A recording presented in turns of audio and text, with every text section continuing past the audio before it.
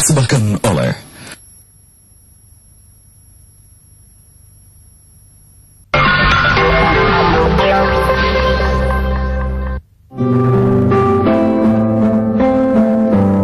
Senin malam 25 Oktober 2010, sebagian besar penduduk Jakarta berjuang keras mengarungi kemacetan akibat hujan deras dan banjir untuk mencapai tempat tinggalnya.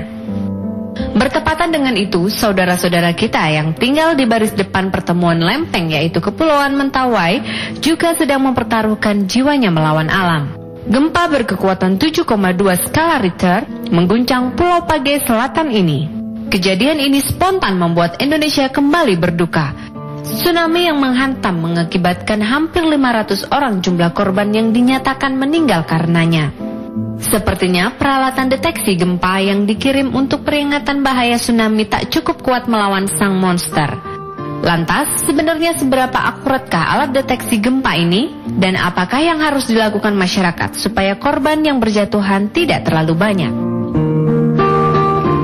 Ya pemirsa, kembali bersama saya Arif Fadil di sini dan selama 30 menit ke depan saya akan membahas ini terkait dengan peralatan yang cukup canggih yang memang ditawarkan dan juga dirancang begitu oleh kantor Kementerian Riset dan Teknologi tentunya untuk mengatasi bencana-bencana yang berada di tanah air, khususnya lebih kepada gempa dan juga tsunami yang memang masih dikatakan beberapa waktu ke depan mengancam wilayah perairan di tanah air. Dan untuk membahas hal ini, saya juga sudah hadirkan beberapa narasumber sini. Pertama mungkin saya akan menyapa Pak Pariatmono Sukamdo. Pak Pariatmono ini selaku Asisten Deputi Iptek Pemerintah Kementerian Riset dan Teknologi. Selamat pagi Pak. Terima kasih sudah datang di studio kami. Dan juga ada Bupati dari Bantul yakni Bu Sri Suryawidati. Akrabnya lebih dipanggil mungkin Ibu Ida. Ibu Ida Idam Samawi. Ibu Ida Idam Samawi. Terima kasih Ibu sudah hadir bersama kami di sini. Saya mau langsung ke Pak Pariatmono. Saya sapanya Pak Nono ya mungkin ya Pak ya. Izinkan saya untuk menyapa lebih akrab begitu. Pak Nono, ini memang sepertinya alat-alat yang ditawarkan oleh IPTEK cukup canggih ya Pak ya. Namun sepertinya bisa tidak Pak dikatakan ini dapat membantu dalam upaya penanggulangan bencana Pak alat-alat ini?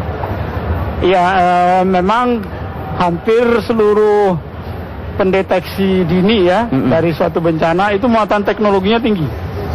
Jadi kalau Ristek kenapa banyak berperan di sini dari lingkaran kebencanaan itu mulai dari tangkap darurat, rehabilitasi, pencegahan itu.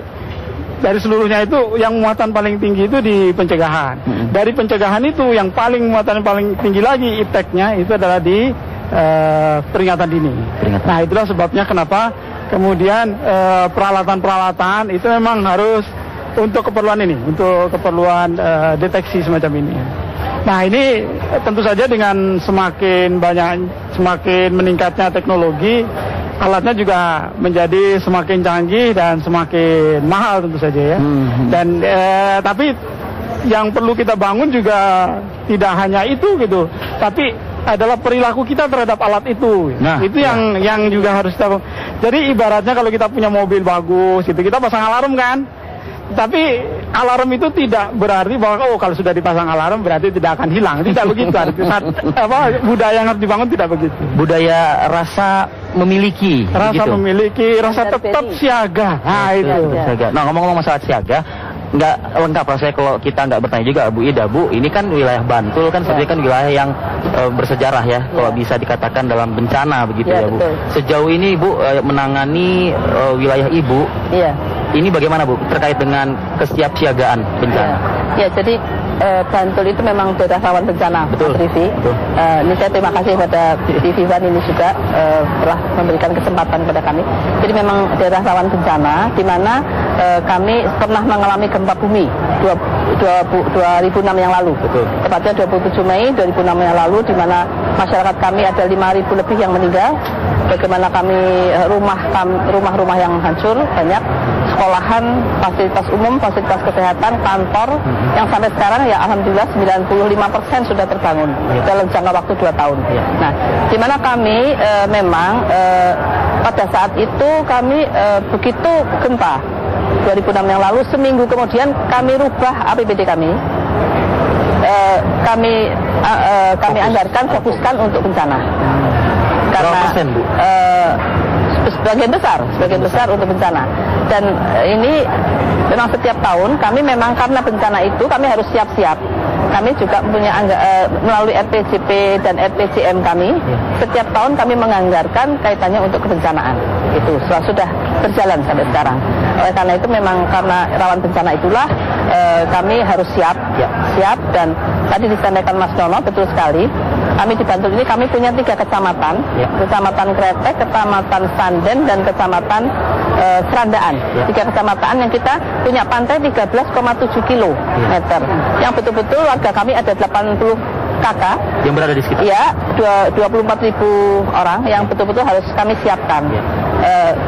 Oleh karena itu mitigasi bencana betul-betul harus kami lakukan. Kami secara mandiri masyarakat kami yaitu dengan bantuan dari Ristek juga membuat suatu alat. Itu ada desain kami sendiri dari warga Bantul, dari seorang teknik ya. Dia membuat alat yang bisa untuk memberikan sinyal nantinya kalau misalnya akan ada tsunami. Jadi tidak mahal, 360 juta anggarannya itu, dan itu didesain oleh warga Bantul sendiri, dibantu oleh Ristek.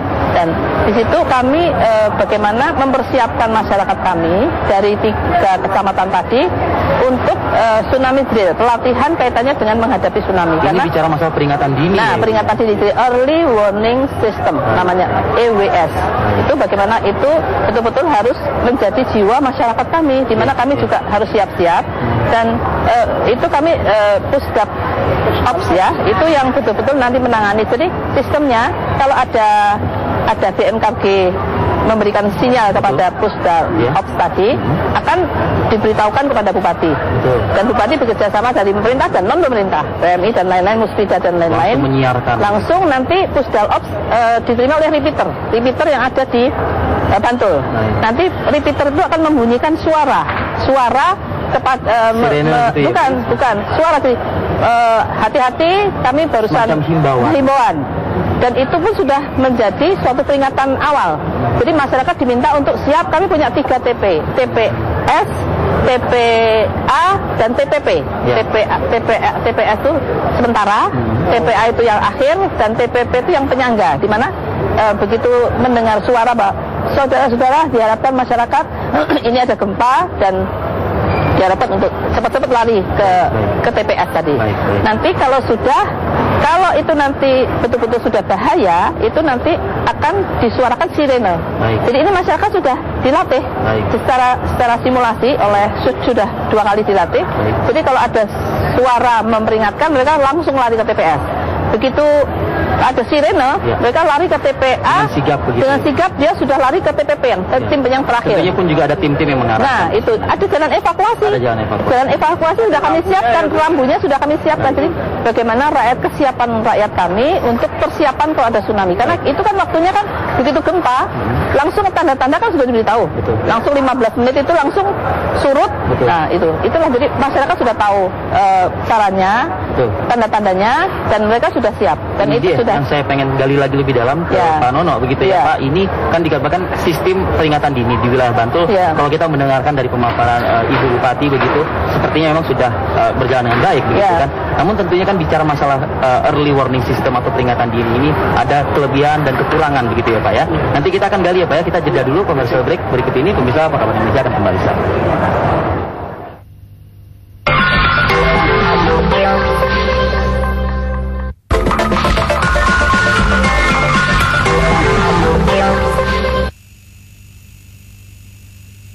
Pengembangan teknologi dan manajemen transportasi mengarah pada peningkatan pelayanan, keselamatan, keamanan, kehandalan, kenyamanan, dan keterjangkauan sesuai kondisi wilayah dan sosial ekonomi budaya masyarakat, serta meningkatkan kemampuan manufakturing, sarana dan prasarana transportasi. Untuk transportasi air, telah dikembangkan berbagai tipe kapal niaga dan kapal penumpang, juga kapal bersayap dengan efek permukaan atau wing in service effect shipwise. Sedangkan untuk sarana perkereta apian ditujukan untuk penguasaan teknologi bugi kereta rel, teknologi persinyalan, dan pengembangan fasilitas uji dinamika kereta api atau FUDIKA dalam peningkatan keselamatan menuju zero accident.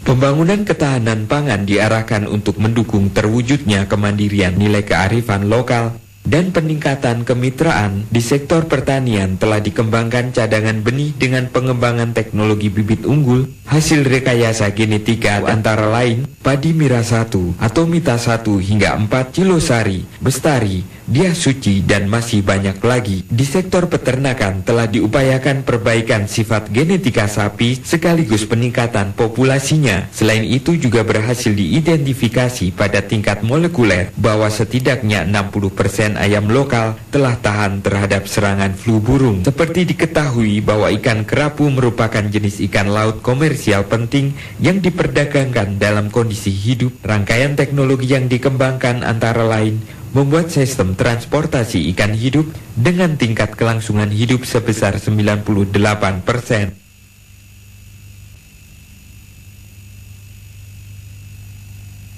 Pengembangan teknologi kesehatan dan obat-obatan diarahkan untuk mempertajam prioritas penelitian dan rekayasa iptek kesehatan yang diprioritaskan pada pencapaian gizi seimbang. Pengembangan industri farmasi untuk mewujudkan kemandirian penyediaan obat, pengembangan fitofarmaka, peningkatan kemampuan produksi alat kesehatan, dan peningkatan mutu layanan kesehatan. Selain itu, pengendalian sejumlah penyakit genetik yang menimbulkan gangguan pertumbuhan fisik dan degradasi mental kini bisa dideteksi secara dini di klinik genetik lembaga Eijkman.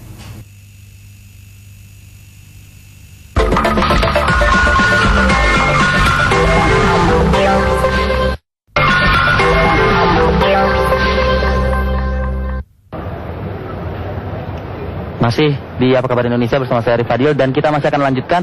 Saya ingin bertanya ke Pak Nono tadi sesuai janji saya, Pak. Saya ingin menanyakan apa sih Pak kelebihan, tentunya pasti ada kekurangannya juga begitu ya, early warning system atau peringatan dini ini. Khususnya Pak, kalau Bapak ingin memberikan contoh, kita tarik garis ke Mentawai Pak. Nah ini gimana Pak? Jadi gini Mas, peringatan dini itu akan menyelamatkan kalau terdapat rantai yang tidak putus.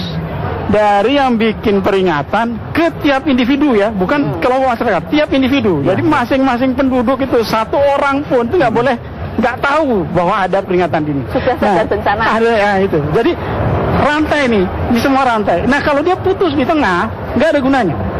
Nggak ada gunanya. Nah itu yang hanya kelihatan menjadi barang sia-sia ya Pak. Ya, betul. Itu yang kelihatannya terjadi di Mentawai. Jadi ada sesuatu yang putus. Kenapa kok bisa putus? Ya karena untuk jalan dari sini sampai ke sini itu waktunya panjang, ya. Tapi bencananya itu terlalu cepat datangnya. Betul, jadi Pak. itu kemudian bisa memutus. Ini kalau kita lihat di layar kita saat ini Pak, ini kan ada timeline gempa bumi tsunami di Mentawai Pak. Ya. Mungkin Bapak bisa menjelaskan Pak, ini apa arti-arti dari gambar-gambar ini? Iya, jadi gempa bumi itu terjadi jam 21.42. Ya. Kemudian peringatan pertama yang kita sampaikan kepada pemerintah daerah, kemudian kepada media, itu adalah pada menit ke-4:46. Ya. Nah itu berarti kita sudah tahu bahwa akan terjadi tsunami. Nah tsunami-nya sendiri menyerang setelah menit ke-12 ya. Betul. Artinya bahwa dari peringatan sampai ke terjadinya tsunami itu sekitar 7 menit. Jadi kalau misalnya saya bisa bertanya kepada Bapak, yang di merah ini adalah, ini warga masyarakat sudah tahu ya yang di merah ini Pak ya? Yang di merah itu, yang peringatan dini tsunami ini ya? Iya, kita sampaikan ke pemerintah daerah, kita sampaikan ke media termasuk TV One ya. Betul. Nah, jadi sejak itu mestinya sudah harus dilakukan langkah-langkah evakuasi sejak merah itu. Nah, lalu kemudian di semua peringatan dini itu harus dicabut, Mas. Ya. Harus ada pencabutan. Harus segera ya. Harus ada pencabutan, nggak boleh dibiarkan, nggak ada pencabutan gitu. Betul. Karena apa? Karena dengan dicabut itu berarti kita boleh kembali ke daerah yang kena dampak tadi, gitu. Jadi kalau masih ada yang diharapkan warga mengungsi begitu ya Pak? Iya, tapi yang mungkin masih hidup itu bisa cepat ditolong, gitu. Jadi memang harus diakhiri. Nah pengakhirannya itu kalau menurut gambar tadi itu kan setelah 50 sekian menit ya. Baik. Nah jadi diharapkan pada dari menit ke 5 sampai 50 sekian itu terjadi proses evakuasi. Jadi penduduk harus lari ke tempat yang lebih tinggi, tempat-tempat yang lebih aman, seperti itu. Kurang lebih Bantul ketika 2006 kemarin juga diberlakukan sistem seperti itu ya Bu? Iya, 2006 kan gempa. 2006, ya, 2006 dan waktu itu karena di Aceh kan habis tsunami. Betul. Nah, jadi waktu itu masyarakat Bantul yang belum siap. Belum siap, ada gempa, mereka teriak-teriak tsunami. Jadi mereka tuh merasa bar gempa ini masih tsunami. Itu semua lari. Dari pantai itu semua lari ke utara. Nah, orang utara tahunya gunung, lari ke selatan, jadi ketemunya di ring road di itu, tengah ya? Tengah itu. Nah, itulah, jadi memacetkan jalan. Nah, itu jadi kesiapan dari pengalaman itulah. Bu, ini saya mau membandingkan, maaf, mungkin bukan untuk membandingkan begitu. Kalau kita lihat di Mentawai, jumlah cukup banyak Bu korbannya yang meninggal begitu ya Bu ya. Nah, ini bagaimana mungkin Bu, ada solusi yang Ibu tawarkan melihat keberhasilan yang sudah Ibu tunjukkan di Bantul begitu dengan alat yang memang di-create oleh warga sendiri Iya, begitu, dibuat sendiri.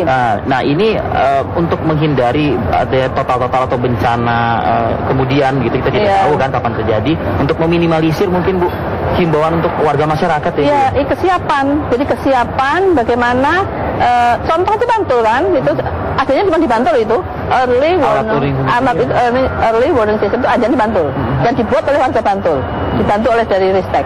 Jadi bagaimana masyarakat itu merasa handar beni, masa ikut memiliki, dan mereka juga diberi pembelajaran sosialisasi kesiapan. ke warganya susah nggak?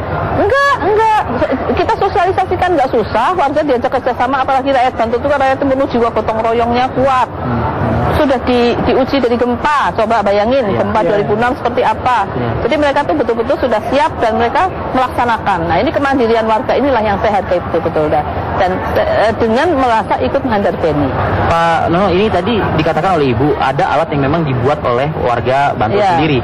Tapi kan sepertinya bekerja sama tentunya kan dengan Ristek. Dalam hal ini apa Pak dalam hal ini yang di? Ya, Ristek itu kan hanya bisa mendorong ya, memfasilitasi, men-encourage gitu loh Mas, dari pemerintah tidak hanya Bantul ya Pak, mungkin beberapa wilayah lain gitu ya. Iya, memang yang paling bagus, sistem peringatan dini yang paling bagus itu adalah yang dari mandiri masyarakat. Karena mereka akan ikut menjaga, mereka akan melihat apakah sudah rusak atau tidak. Kalau ada terjadi apa-apa dengan alat itu mereka akan laporkan. Nah, seperti itu. Dalam arti mungkin para mentor-mentor yang memang memiliki keahlian di bidang early warning system seperti di Bantul bisa dimintakan bantuannya kepada pemerintah-pemerintah daerah lainnya ya Pak ya? Iya, betul. Memang yang kita sedang dorong juga itu adalah komunikasi antar Pemda yang punya kondisi alam yang sama. Ya. Jadi tidak harus ke pusat dulu atau ke tahap provinsi dulu gitu. Nah, mungkin saya kira hubungan antara Bantul dengan Gunung Kidul gitu juga perlu kita dorong lagi, dan memang sudah sangat baik saat ini. Saya berpikir Bapak di sini membawa semacam kayak komputer jinjing, laptop begitu ya Pak ya. Mungkin Bapak memiliki gambar-gambar wilayah-wilayah lain mungkin yang bisa Bapak tunjukkan gitu kepada pemirsa yang memang terkait dengan bisa diterapkan sistem early warning ini, peringatan dini mungkin Pak?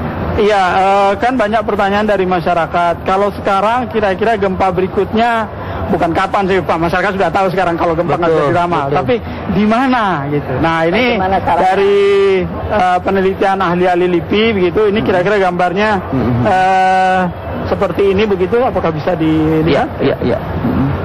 Nah, yang terjadi kemarin kan yang di merah sini ya, yang terjadi kemarin. Yang sebenarnya yang berbahaya itu adalah kita harus melindungi di sini, di Padang ini. Di Padang ya? Padang ini 600.000 orang. Betul. Dan hampir seluruhnya ada di pinggir laut. Ya alhamdulillah kemarin, alhamdulillah gempanya itu atau tsunami-nya terlindung oleh si pulau-pulau ini. Iya. Pulau-pulau ini. Jadi dia sampai di Padang itu hanya 33 cm kalau kita hasil pengukuran kita. Iya. Dan mereka itu sangat siaga juga. Semuanya lari ke bukit begitu ya? Dataran tinggi lah Pak ya mungkin. Iya, dan setelah dikeluarkan tsunami sudah berakhir itu baru kita bisa kembali gitu. Kalau nggak kita keluarkan nggak kembali itu. Baik. Nah, selain Padang mungkin ada wilayah lain? Iya, nah ini yang kemarin itu kan efeknya di sini, yang di merah dan kuning ini pernah terjadi gempa. Yang belum itu adalah yang biru ini, daerah biru ini. Oke. Nah, ini ketua Mentawai Pak sepertinya. Iya, Mentawai. Ini adalah si Brut di atas, kemudian bawahnya adalah si Pora ya. Nah, ini yang menurut ahli-ahli LIPI ini akan bisa menimbulkan potensinya sekitar 8,8 skala Richter.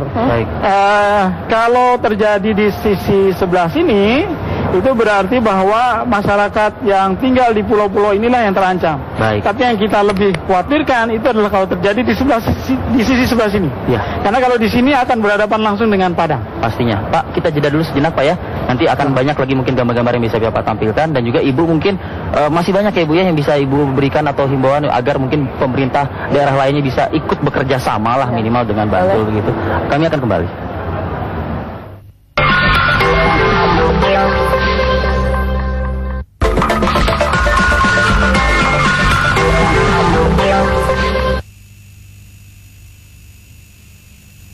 Pengembangan teknologi informasi dan komunikasi diarahkan pada perluasan infrastruktur teknologi agar terjangkau seluruh lapisan masyarakat, serta pengembangan aplikasi berbasis open source software dengan semangat Indonesia Go Open Source untuk menghapus citra Indonesia sebagai bangsa pencuri hak cipta.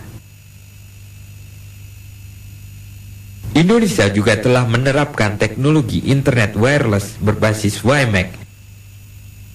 Selain itu, telah dipadukan teknologi komputer dan seni budaya dengan pengembangan batik fraktal dan game online berlatar belakang budaya bangsa.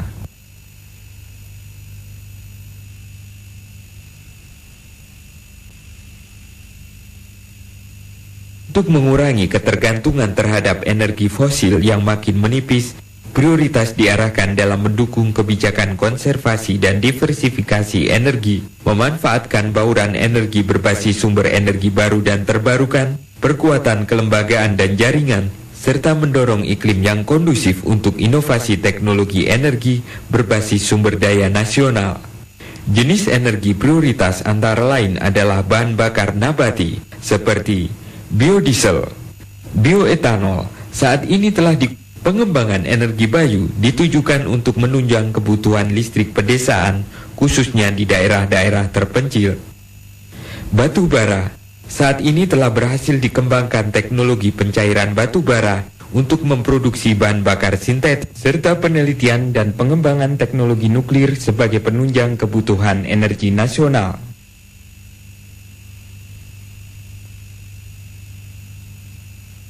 Pengembangan teknologi pertahanan diarahkan untuk memenuhi kebutuhan perangkat keras dan lunak, alat utama sistem persenjataan, alutsista, dan inovasi teknologi yang mampu menjaga kelangsungan industri pertahanan secara ekonomi. Salah satu wujud kemandirian dalam bidang militer adalah Panzer APS 6x6 produksi dalam negeri. Juga telah dikembangkan radio Manpack yang merupakan perangkat radio portable berfrekuensi tinggi dan sangat tinggi untuk tentara. Dalam rangka pengawasan dan observasi dari udara, telah dikembangkan teknologi pengawasan jarak jauh berupa wahana pesawat udara tanpa awak Puna. Di bidang pemetaan, telah dilakukan pemetaan wilayah perbatasan di darat serta pemotretan pulau-pulau terluar secara kinematik global positioning system. Kemandirian teknologi dirgantara juga dimantapkan dengan pengembangan roket pengorbit satelit 4 tingkat yang didesain untuk mencapai ketinggian hingga 300 km.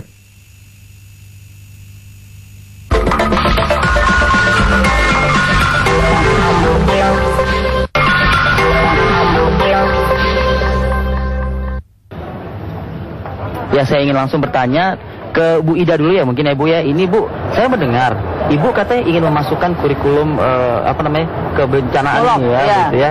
Lokal. Betul, kepada murid-murid di sekolah-sekolah begitu. Iya, betul sekali. Jadi karena Bantul rawan bencana itu, kami ingin mempersiapkan betul-betul sejak dini anak-anak kami diberikan pemahaman bagaimana kalau ada bencana sewaktu-waktu. Misalnya semacam muatan lokal di sekolah. Itu jadi bagaimana kalau ada gempa, anak-anak tuh harus langsung sembunyi di bawah meja. Tuh, atau mungkin ada hal-hal yang diajarkan lain. Ini lebih bentuknya pada simulasi. Simulasi dengan supaya mereka tidak kejatuhan dari atas, genteng bagaimana. Nah itu juga. Dan kami juga mengajarkan tukang-tukang kami Bantul itu kan terkenal tukang-tukang, terkenal tukang-tukangnya yang kemana-mana itu kan orang Bantul. Nah itu kami ajarkan bekerjasama juga dengan Ristek. Mungkin bisa dikatakan pekerja kasarnya gitu. Iya, jadi mereka tukang-tukangnya, mandor-mandornya. Nah diberikan pemahaman, pembelajaran bagaimana membuat rumah tahan gempa. Nah itu karena itu, jadi kami malahan kemana sekarang ini sesudah gempa malah Bantul rumahnya api-api ya, seperti apa villa-villa. Dan itu rumah-rumah tahan gempa semua. Ini tentunya masih tidak terlepas dari peran serta Ristek juga. Iya, ya, betul jadi ya, kami Pak, ya? memang sudah lama ini bersama-sama dengan Ristek kaitannya gempa ini dan betul-betul ini adalah pembelajaran dan kesadaran dari masyarakat. Ini dan alat tadi adalah suatu inovasi dari rakyat Bantul sendiri karena memang rawan bencana yang betul-betul harus disiapkan sejak dini. Tanggapan Pak Nono masalah simulasi ini. Iya, jadi memang itu tadi ya yang disebutkan oleh Bu Bupati itu adalah suatu pengetahuan. Jadi solusi dari suatu permasalahan tidak harus teknologi. Ya. Jadi kalau kita memberikan pengetahuan kepada adik-adik kita yang masih sekolah itu adalah solusi ilmu pengetahuan. Begitu juga dengan tsunami di Mentawai, di daerah-daerah situ, itu kan terlalu dekat gelombangnya itu untuk sampai ke daerah itu.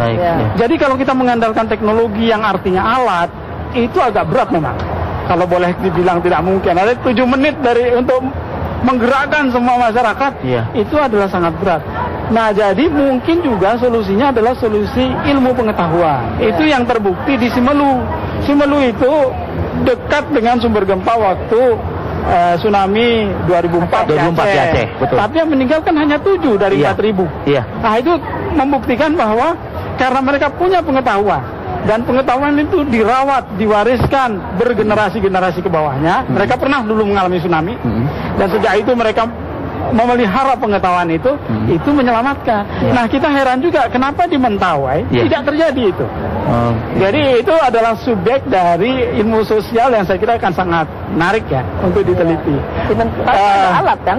Ada alat tapi tidak berfungsi kan? Kemudian itu attitude kita atau perilaku kita itu begitu ada alat, kita kemudian cenderung kita andalkan si alat tadi. Mungkin karena alat itu bukan dari warga mereka sendiri. Bukan pemberian pemerintah.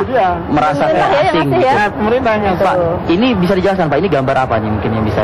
Ini adalah simulasi yang kita buat untuk kita mengetahui, ini teman-teman ITB yang membuat, berapa lamakah gelombang itu pertama kali menyerang ke pantai di Mentawai itu, dan berapa tingginya. Jadi kalau dari simulasi ini, gelombang itu sampai di pesisir pantai itu dalam waktu 12 menit setelah gempa. Dan tingginya itu 7 meter. Wow. 7 meter. Jadi cukup besar dan memang apalagi waktu itu malam ya. Jadi tidak ada listrik. Itu juga satu hal yang membuat kenapa korbannya bisa sebegitu banyak gitu. Apa makna yang bisa kita tarik dari kejadian-kejadian ini Pak mungkin Pak? Itu yang kemudian kita inginkan pelajaran dari sini ya. Pelajaran yang paling penting itu adalah bahwa kita punya daerah-daerah ini yang berhadapan langsung ya dengan pusat-pusat gempa. Daerah-daerah seperti ini solusi yang paling murah dan paling menyelamatkan itu adalah solusi ilmu pengetahuan. Jadi bagaimana mewariskan pengetahuan tentang kegempaan, tentang tsunami kepada masyarakat.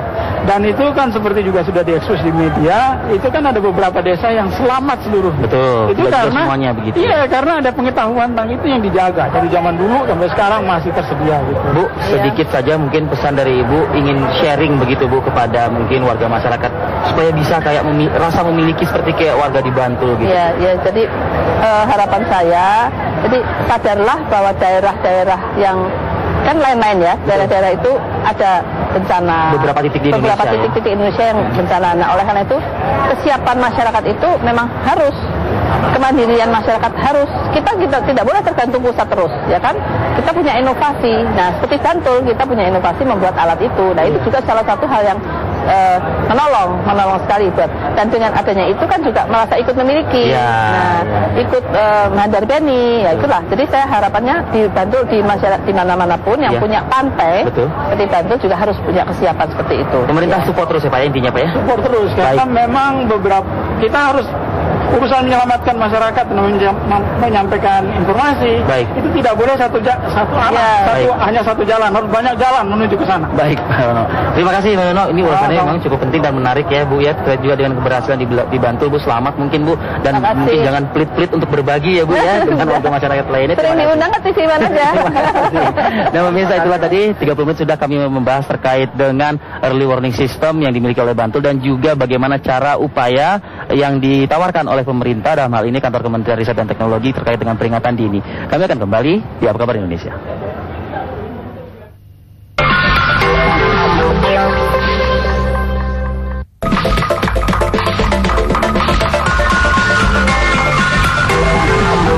Anda baru saja menyaksikan Apa Kabar Indonesia yang dipersembahkan oleh